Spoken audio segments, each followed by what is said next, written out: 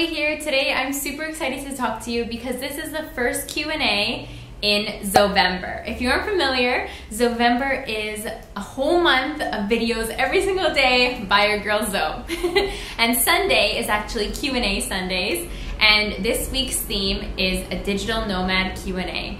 So if you guys are following along on my journey on Instagram or Facebook, I posted a photo and asked for you to ask all of your questions in regards to being a digital nomad. And I got some amazing questions from you, and I want to make sure that we power through them and get all of these answers out to you. So without further ado, let's get started.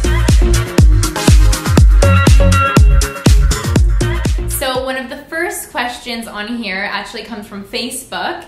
And I decided to answer this one first because it will outline, I guess, the rest of the answers to these questions here. So this one comes from Eva, or Ava, I'm sorry. I'm just gonna apologize ahead of time for pronouncing anyone's names wrong.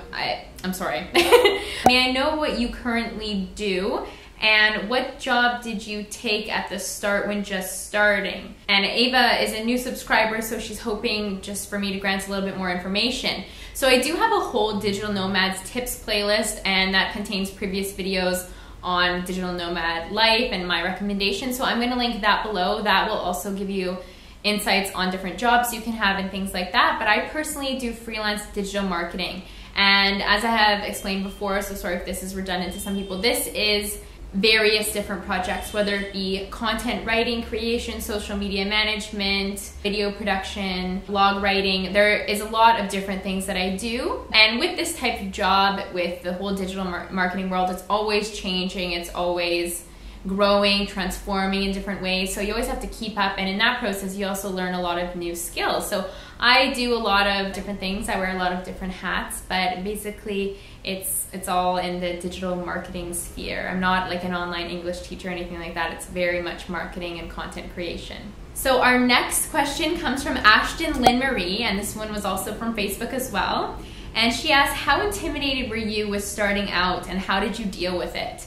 If you guys have read my book, Beauty and the Breakdown, that is basically the year of my life, getting out of depression and making serious changes in my life to kind of ditching the corporate world and moving to Italy. It's basically just my journal from an entire year and overcoming all of these challenges I did that kind of pushed me to move to Rome, Italy. So I was very intimidated, and I was nervous, but I think that I was just so sure that there really was no other way for me to live my life that I had to do this. I really could not picture myself sitting in a desk any longer. Like, I remember trying to visualize what it would be like sitting in my office in wintertime, and I just couldn't even picture it because I just felt like there's no way that my life can continue on like this. I need to make a radical life change. Of course, there was these intimidations, but I just powered through, whether that meant meditating, journaling every day. I slept with crystals underneath my pillow because I felt like it calmed me. I really did whatever it could to kind of rid the limiting beliefs and those intimidations and just keep the end goal in my mind, and that was Rome, Italy. So now we'll hop onto Instagram and check out the questions there. So our first question comes from feminist.vegan, and she wants to know, what do you wish you had known before becoming a digital nomad? And what has been your biggest challenge? You know, I wish I would have known sooner that I was capable of making a leap. Obviously, everything in divine timing. The longer I stayed in the corporate world, the more lessons I learned and the more skills I obtained. But, you know, I feel like it's been nothing but an amazing journey, and I wish I knew it could have been attainable sooner. I know that maybe it's easier said than done. Me sitting here, maybe you're at a point where you're thinking about taking the leap and you don't know. It's amazing on the other side when you can live a life that you truly feel like aligns with your goals and your passions. So just know that if it truly is your bliss, if it truly is your passion, if you follow it, you'll be granted with nothing but amazing things. And in hindsight, it will seem a lot easier than it seemed to be at the time. My biggest challenge, I'd say my biggest challenge, there's obviously little hurdles here and there. I mean, where am I gonna live? How, I need to buy this plane ticket now. How am I gonna fit that into the budget? There's always little challenges. I'd say the big challenge was initially making that first leap, which I do cover a lot in my book about kind of just trusting the universe and just really going for it, the Beauty and the Breakdown book, that is. And I'd say no real big challenge besides making the initial leap, but everyday little challenges. But the more and more hurdles you jump, the more invincible you feel, and it's great. It's very rewarding. All right, our next question comes from Sieka. Can you recommend the best laptop-friendly places in Rome to work at? I'm moving there soon and need your advice. This is so exciting. I have a few great ones that I recommend. I'll just start firing them off and I'll just link or write them down below so you can remember them. Meccanismo in Trastevere, Pim's in Trastevere, Bailon Cafe in Trastevere. There's also Cafe San Silvestro, which is near Piazza di Spagna. And beside that is a little vegan and vegetarian, very healthy kind of organic food place called Vivi's Bistro, and they have amazing Wi-Fi there as well. Those are like my go-tos, and I just kind of like circle around them. So now if you guys are in Rome, you're gonna know where I'm hanging out most of the time. But they have good, trustworthy Wi-Fi, great staff. Everyone in Italy is friendly though. So the next question comes from Tabitha from Inexpensive Creative Planning. Do you have a favorite cafe that you go to work? Besides Wi-Fi, what makes a great spot for you to get some work done? You know, a favorite, like I said, I just listed off a bunch of the ones that I do really enjoy going to. I can't really say that one's my favorite because whatever mood I'm feeling in, I just gravitate towards that ambiance. So to me, what makes a good cafe is good ambiance and fast Wi-Fi. Fast Wi-Fi is definitely determined on how fast things can upload to YouTube and Dropbox. So if things are taking an hour or two, you know, there's better cafes out there. But I'd say good ambiance and friendly staff because that can make or break a situation for you. And definitely the times that they're open, because when I ride my productivity wave, sometimes this can be in like 8 to 10 hour spurts. So it's nice to know that they're open until maybe, 10, 11 at night. And in that case, maybe they also have food if I do get hungry, I need some fuel. Because when you are feeling productive, sometimes it really is hard to stop and remember to like drink water, eat, even go to the bathroom, things like that. But when your place that has good ambiance, feels safe, and also offers you food, I mean, jackpot. The next question comes from Daria. I actually had the pleasure of meeting Daria at our meetup, so thank you so much for asking me a question, beautiful girl. How would you recommend getting started on the digital nomad lifestyle as a full-time student? I would like to dip into the lifestyle, but wouldn't be able to commit to it full-time. As always, sending you all the good vibes. Thanks, Daria. I'd say getting started, it has to be something that you're passionate or interested in, or else you're not going to keep consistent with it. So beginning on the digital nomad path could just be as simple as starting a blog to get that creative outlet in. Starting a blog or starting a YouTube channel, but I'd say that a way to really get started in a digital nomad lifestyle is be able to be consistent with something, because you're consistent with your own schedule and you essentially are your own project manager, which is so incredibly necessary and needed in the digital nomad lifestyle. You are your own boss, so you need to make sure that you are accountable for your own deadlines. So by starting a little project like a blog or a YouTube channel, you never know where it's going to go. Obviously, those types of commitments take a while to earn an income, but in the end, you're teaching yourself some very valuable lessons. Another thing though, too, if you just kind of want to make some quick money, is online English teaching. I'm going to leave a link below for an online teaching site, which I haven't personally worked on, but one of my friends, she's actually working with right now, and it only took her about a week to get set up and she started making money right away. You do have to commit about 2-3 hours, 5 days a week. So if that's not something that works into your schedule, then I'd suggest maybe, blog writing or doing the YouTube thing, because when you're working with other people and for other people, you need to be able to be reliable. And if you feel like you can't really carve out that time, then I wouldn't do it. The next question comes from Go Go Go. How much money would you save up before moving abroad? I want to take the leap, but I'm afraid that my online jobs will not sustain me. All right. Time for some real talk, because if you guys read my book, you also probably know this as well. I didn't save up money to move to Rome. I basically bought the ticket a few months in advance on my credit card, paid it off, and then made the leap over here, which meant that beginning my digital nomad journey, I was living with a host family, which means that I was au pairing for a period of time, but now I am able to live and work by myself, like remotely. So, it's different for everyone. It depends what your lifestyle is like, what you're hoping to do on the other side. It depends how much of a go-getter and self-starter you are. Because, for example, me moving over here and living with a host family, I was open to being an au pair. I was also open to, say, tutoring other children or other people in English and making money that way. I was willing to do whatever it took to sustain my lifestyle. So it just depends if you're the type of person that's willing to do things out of your comfort zone or out of your everyday things that you'd like to do to make money to keep yourself alive, surviving. The next question comes from Carolyn Kitchen. How do you find great clients to work for? Are they international or Canadian mostly? At this time, all of my clients are Canadian. They don't all live in Canada, but they are all Canadian. And I've gotten all of my clients through word of mouth. They've all recommended me to a friend and then another one to their friend and so on and so on. So I've been really lucky that way. I've never had to kind of self-promote or say advertise my services online. I'm at a point now where I definitely can't obtain any new clients, which is great because it means that I'm very happy with all the people that I am working with and we have a great schedule going on. But yeah, I always seem to obtain them from word of mouth marketing. So that's another thing too. I've mentioned that in a few of my other videos because a lot of you ask, well, how do you get clients? And I think the beginning is all about networking, letting people know what you plan on doing and that you do desire to do a lot of freelance work and just proving that you can do a good job in that. And that is, word of mouth is so powerful. So that will lead to more and more opportunities for you. So the next question comes from Boy Named Girl. How do you register yourself with the government regarding taxes and whatnot? I want to take my side gig and make it a legitimate business, but I want to do things the right way legally. P.S. You're adorably inspiring and I'm so glad I found your channel. Thank you so much. That's so sweet. I appreciate that. I'm so happy that you found my channel as well. Welcome. So to start things off, finances and financial things and taxes and whatnot is not my strong suit. So I definitely seek the help of my dad. And also I have a really amazing accountant in Toronto to help me out with those types of things.